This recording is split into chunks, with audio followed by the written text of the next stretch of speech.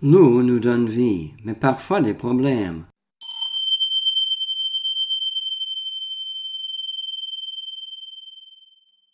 Les eaux souterraines alimentaient jusqu'à récemment ce petit puits pour jardiner.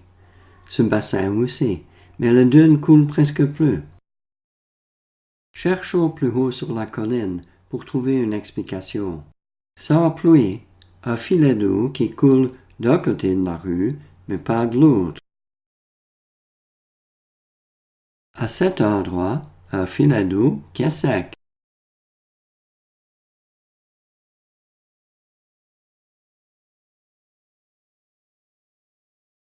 Sauf quand il pleut, bien sûr, mais regardons un peu plus bas.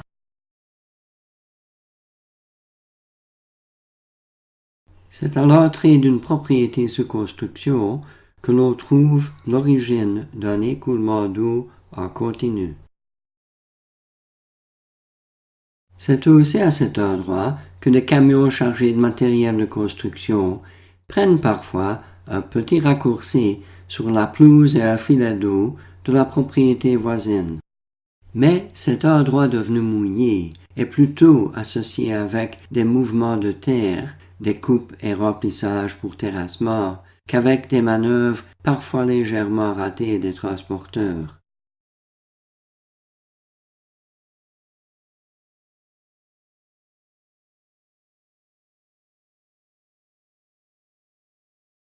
Nous voici à la 3e semaine du mois d'octobre et les saisons changent.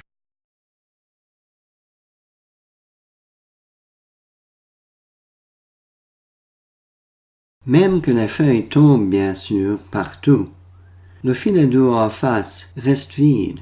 Les feuilles semblent s'accrocher à cette boue sablonneuse.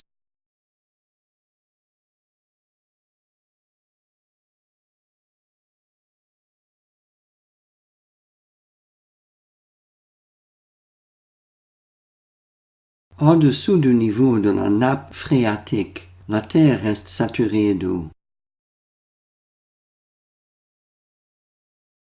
Le sol lui-même a une influence sur l'écoulement de l'eau ou son déplacement dans le sol.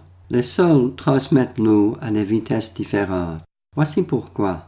Le mouvement de l'eau dans le sol est fortement influencé par la taille ou la texture des particules, ainsi que par la structure et la taille des pores. La texture du sol est due à la quantité relative de sable, de limon et d'argile. Les particules de sable sont les plus grosses, le limon est intermédiaire et l'argile a les plus petites particules. L'eau se déplace plus facilement à travers les grands macropores ouverts trouvés dans les sols sableux que dans les plus petits pores de limon ou les micropores plats plus petits dans les sols argileux d'os. La structure du sol influe également sur le mouvement de l'eau. L'eau se déplace plus rapidement vers le bas dans les sols à structure granulaire que dans un sol à structure lamellaire, ce qui oblige à un chemin plus long et indirect vers le bas.